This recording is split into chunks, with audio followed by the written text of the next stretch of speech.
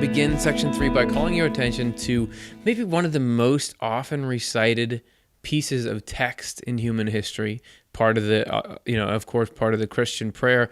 Matthew 6:12, it says, "Forgive us our debts as we also forgive our debtors."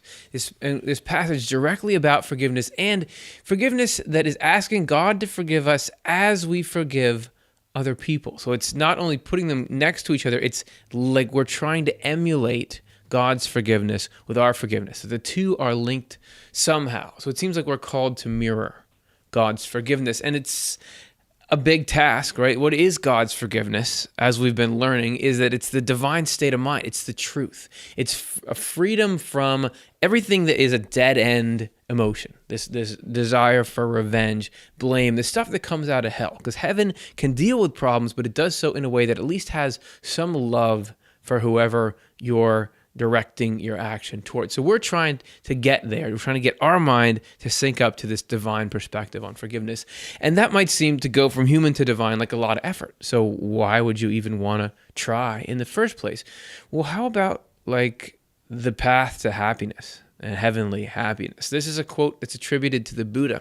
He says, "Holding on to anger is like grasping a hot coal with the intent of throwing it at someone else. You are the one who gets burned."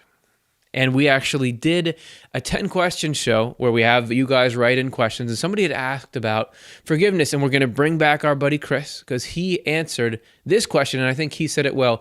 He's describing here the effects that holding on to hatred, revenge, everything that's anti-forgiveness actually have on the person who's having them.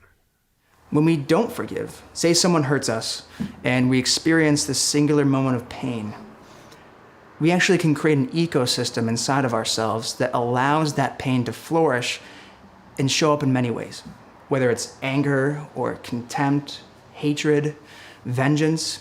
And if you notice, all of those variables, they're actually characteristics of hell. They're the ideas that keep us shackled and tormented in the natural world. And they actually create a prison for us unless we release that. Unless we buy into the system of love that the Lord is constantly seeking for us to enter into.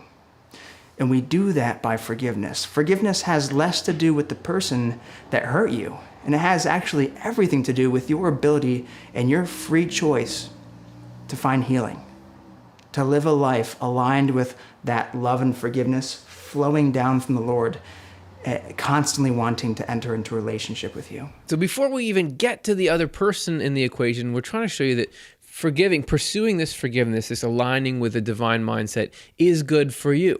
And if you won't take the Buddha's word for it, and you won't take Chris's word, what about the actual experience of people in the afterlife? This is from Swedenborg's Spiritual Experiences 2909.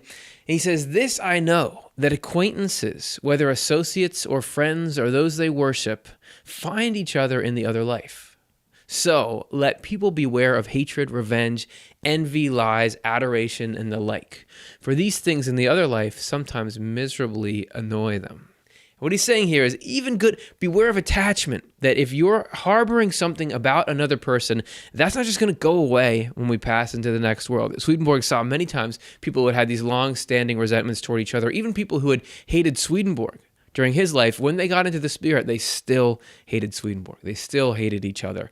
So you, just because you think, I can just kind of cultivate this resentment towards this person, that's going to show up as a tangible, real thing in the afterlife. So better to shed that stuff. If you may recall from our episode, The 3 Kinds of Evil Spirits, there was one who for some reason looks a little bit like our art director, Matt. He was this guy Swedenborg encountered. He was hunched over. He was bent over this sticky stuff and he was completely consumed by a desire for revenge. And this desire for revenge shaped what he was like. This defined his appearance, his nature. Stuff like that matters in the spirit. It doesn't show up physically beyond like stress hormones or something, but in the afterlife, this is what makes your substance. So don't hold on to it.